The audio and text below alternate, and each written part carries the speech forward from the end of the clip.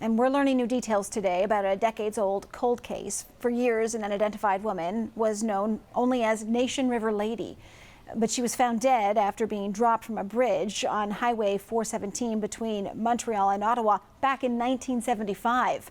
And finally, thanks to cutting-edge DNA techniques, police have learned her identity, Jewel Parchment Langford.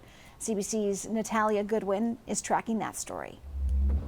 Yeah, so this morning, OPP held a press conference, and in that press conference really confirmed what we at CBC reported yesterday and what our colleagues at Radio Canada broke for us yesterday about this case. But the OPP did say today that they believe this is the first historic homicide case in Ontario where the human remains were identified through forensic genealogy. Now, the chief coroner for Ontario explained a little bit more about how Langford happened to be identified. So he said that in the discovery of her body in 1975, of course, forensic techniques were much more behind than they are now. So they tried many different techniques, including dental records and actually sending around to many dentists pictures of a unique dental device that she had in her mouth, hoping that that might be able to identify her, but they had no luck. So over the years, they continued to do different techniques to try and get some kind of identification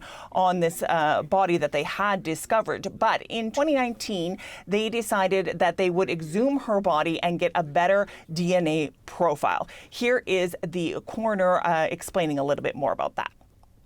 And the DNA sample was linked with others through a genealogy and family tree analysis.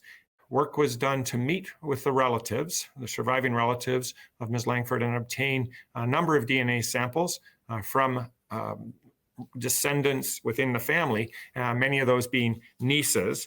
And that information was brought back to the Centre of Forensic Science in Ontario, and identification was confirmed.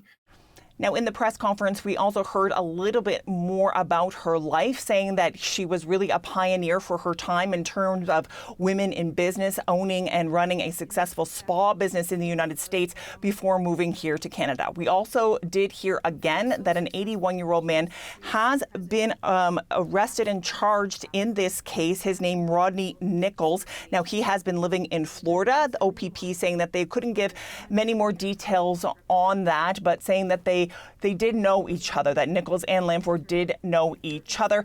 Police didn't have any more information about his extradition or when we might see him in court. Natalia Goodwin, CBC News, Ottawa.